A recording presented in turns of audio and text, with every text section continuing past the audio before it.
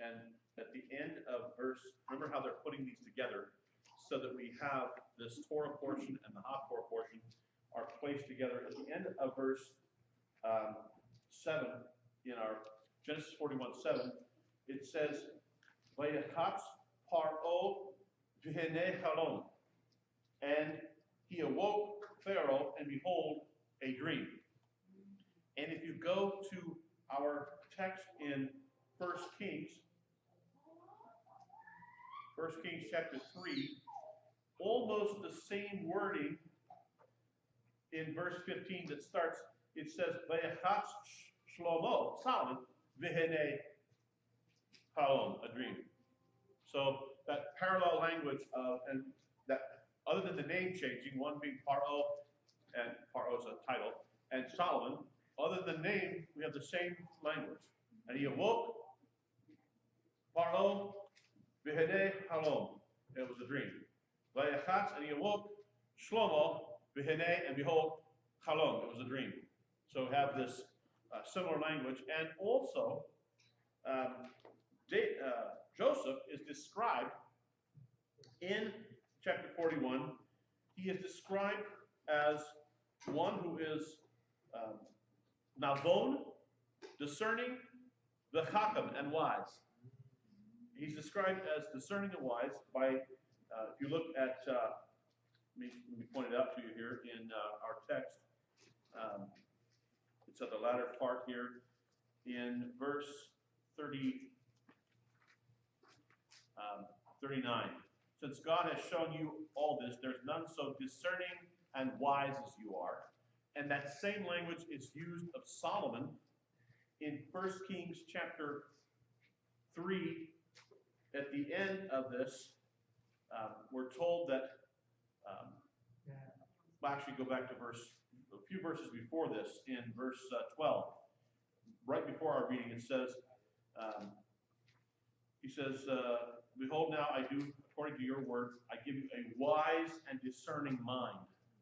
So same language. So Joseph and Solomon are being compared. They're both having dreams. We have kings. We have wisdom and discernment. And we have this both awakening from a dream. And behold, it was a dream.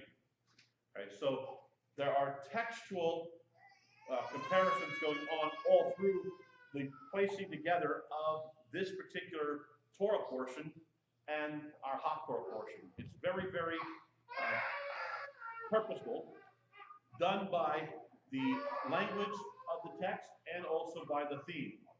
Okay, so thematically they're connected and grammatically they're connected, which I think means then that we are supposed to read these together and think of these two narratives in light of each other. Okay, so let's talk about for a moment this particular, the HaTorah portion is what I want to get into, because that's what I want to be, that's what I want our focus to be. So this HaTorah portion, you have to go back and read a little bit ahead of it, before, excuse me. But a fascinating text, because the text tells us that two prostitutes come to Solomon, and the text calls them zonot, plural. So they are prostitutes. And both of them end up pregnant. 3 days apart, they give birth, and they are living together. I'm making the assumption here that they're living together in order to make it easier economically. Okay? And they both have, like I said, a child. Now, here's the interesting thing, and this, the text reads it this way. They're both keeping their children next to them at night when they sleep. And I'm presuming, again, reading between the lines, doing this to keep the child warm, and also, if the child awakens during the night, it would be easy access to feeding them. They're both nursing their children. In the course of this arrangement, one night, one of the women rolls over on her child, and the child dies. Child dies, and she wakes up and figures out that this child has died. And in the midst of this, she decides to go over to the other woman, the other lady, the other prostitute that they're living with, just the two of them in the house. They've helped each other give birth. And she takes the living child from her roommate, puts the child over somewhere else, and takes the dead child and places him by the roommate, places in her bosom, it says. Now, this only could potentially work since both are the same gender. Both children have to be the same gender in order for this to even have a chance at working. And you have to, you think about this, I mean, here are these two.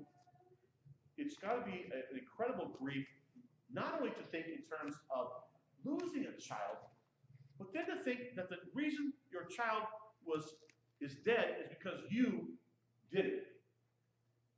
That you rolled over on this child and most likely smothered the child. That's unfathomable from a parent's standpoint, to think that not only is my child dead, but that I contributed to their death. I'll say it this way. Once you have children, you can never think of yourself as not having them. It's almost like they're always going to be part of you. And you can't even fathom their not being there once they're there.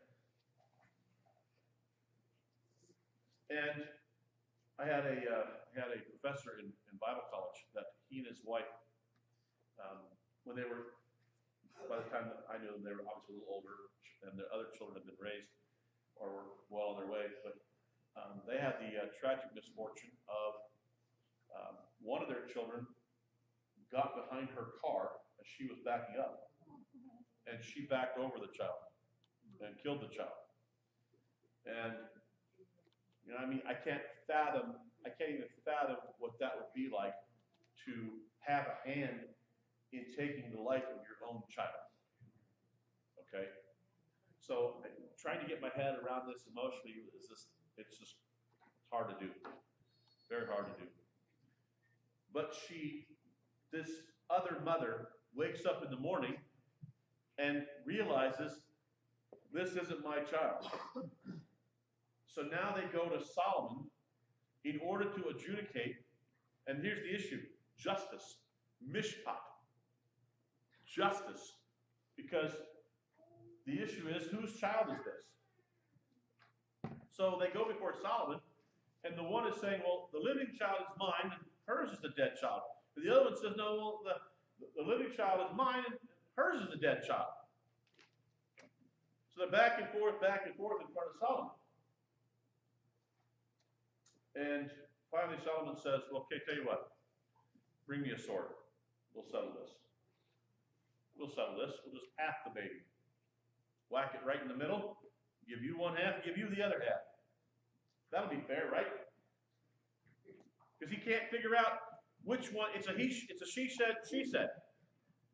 How do you untangle this? Then the mother, the true mother of the child, says, and it says that great compassion came over her. Great compassion came over her. Now think about this. She has to say, because this is going to be a legal decision once the king rules, I'd rather my child be alive and with someone else than dead and not have them at all. Legally, this will be somebody else's child. And to give up a child when you birth this child has got to be one of the most emotionally compelling things that you can ever do. But she says, no, stop. Don't do this. Don't take this life. Please give her the child. Let her have the child. Now, I think about that in terms of my own life in the sense that, talk about giving children up. Most of you know I'm adopted. And so I've got to believe that that's tough. That's a tough thing to do at some emotional level. To say, this child that I've carried, I'd rather for them to be alive than to have someone, I'd rather give them to someone else and they be alive than to keep them and they be dead. I think you guys remember the movie, The Courageous Heart of Irena Sendler. There's a very compelling scene in that movie where this deals with a true story. Irena Sendler was a Polish national nurse who was commissioned by the Polish government to go into the Warsaw ghettos and to give inoculations to Jewish children. And in the course of her job, she's not Jewish, she realized these kids were dying. If they didn't get out of the ghetto, more would die. So she began to work with an underground group that smuggled children out of the Warsaw ghetto. And there's this poignant scene in the movie where she goes to this house where all these Orthodox are. And she says to them, look, I need you to give me this is toward the beginning of this process. She says, I need you to be willing to give me your children. And I'm going to change their names. I'm going to teach them how to do the sign of the cross. And they're going to live with Catholic families. I'll keep track of where they go, and she did. Some of them she was able to get back after the war, some she was not, but she kept meticulous records as to names, dates, and who the children were placed with. And they have this struggle because she says to them, do you want your children to be dead Jews or living Christians? And frankly, for a lot of them, that was a real struggle. It was a real struggle because what do you do? They didn't want their children to grow up in a different faith. From their perspective, serving a different God. So your children could be a living idolater or a dead Jew. Your choice. Rock in a hard place. And yet, so many of them, they had to struggle. And it was a struggle.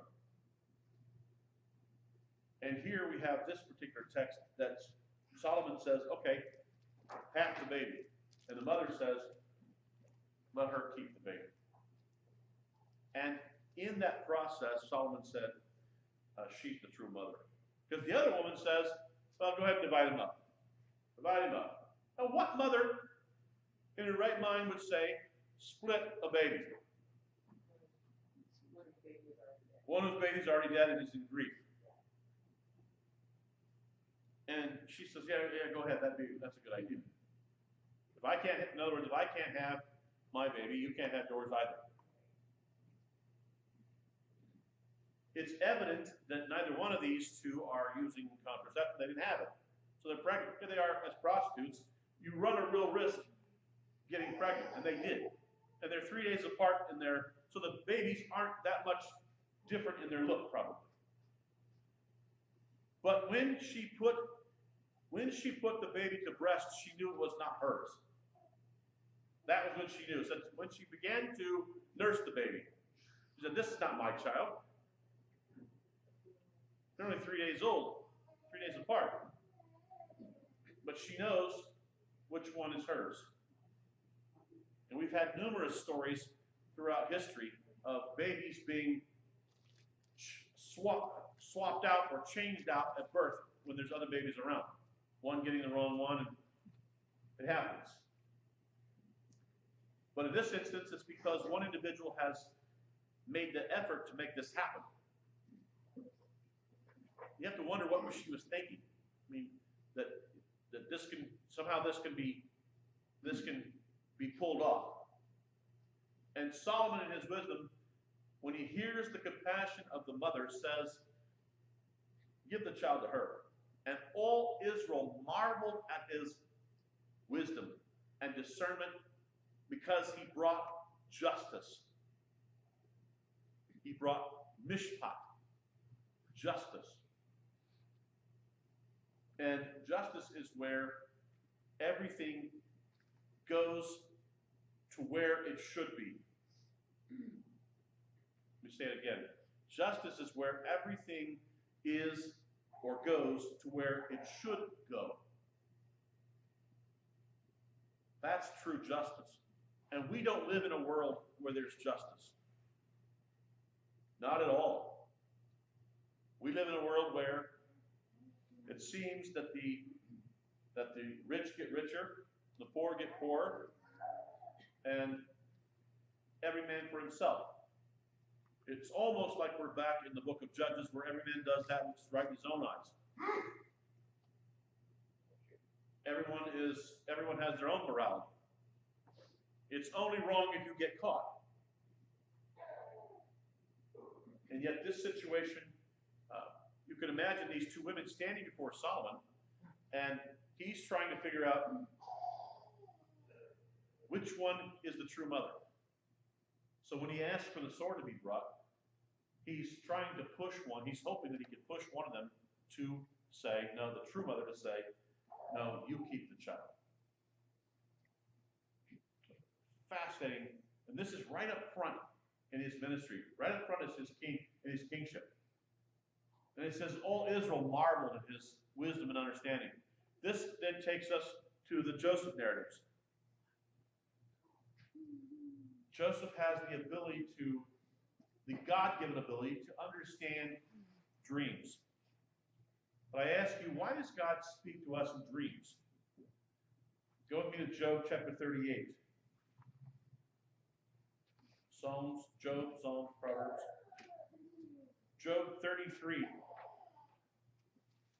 Listen to what he says.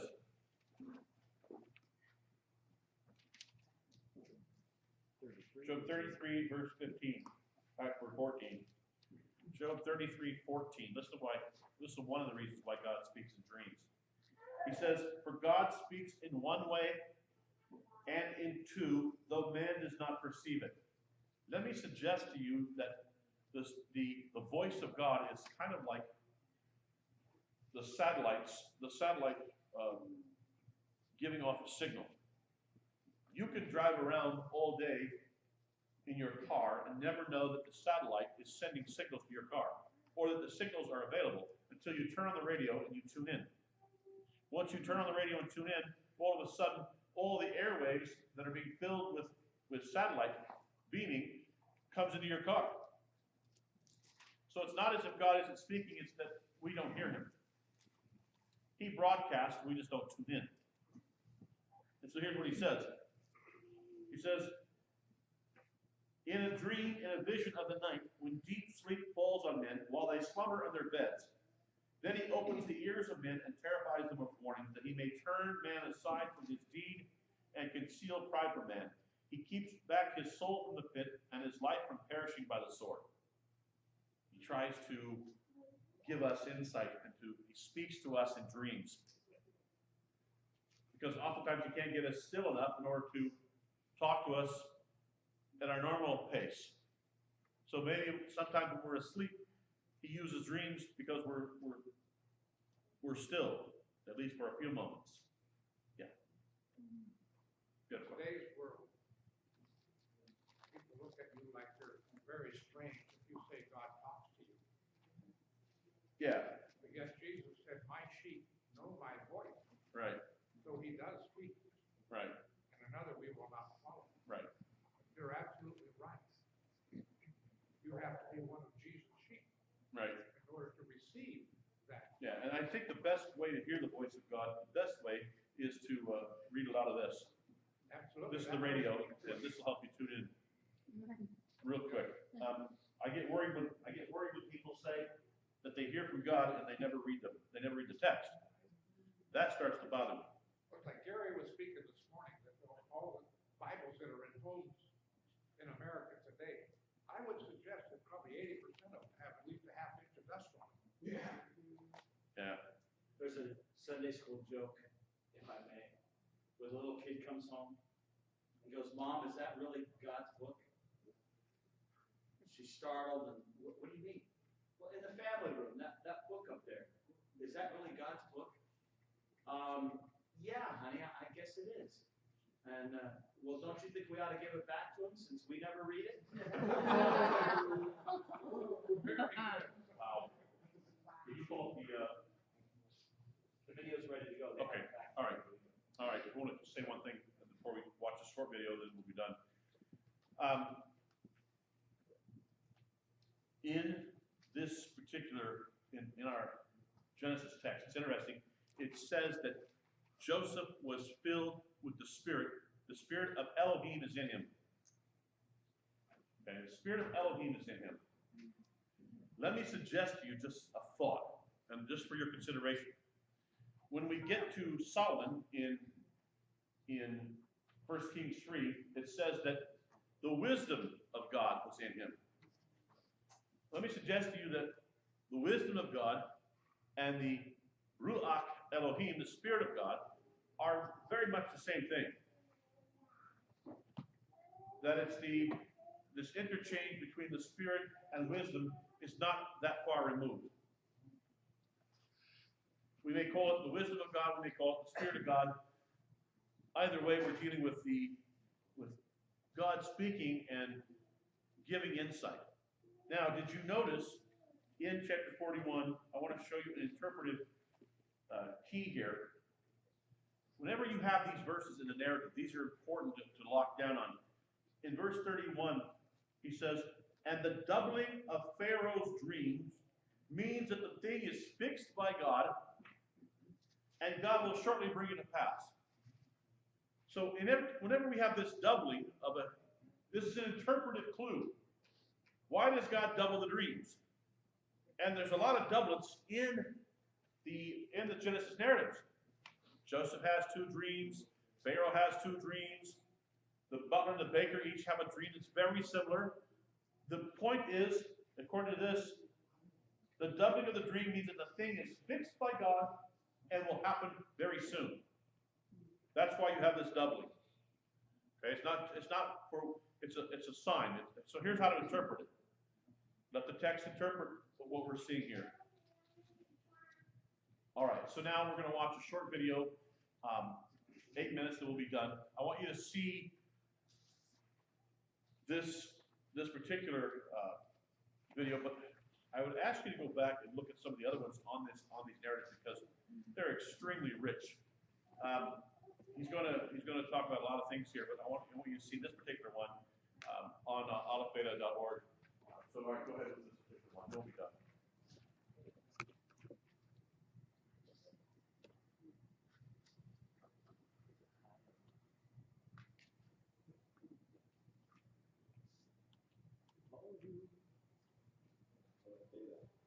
Last week, I left you with a bit of a puzzle. We were talking about how God might be able to speak to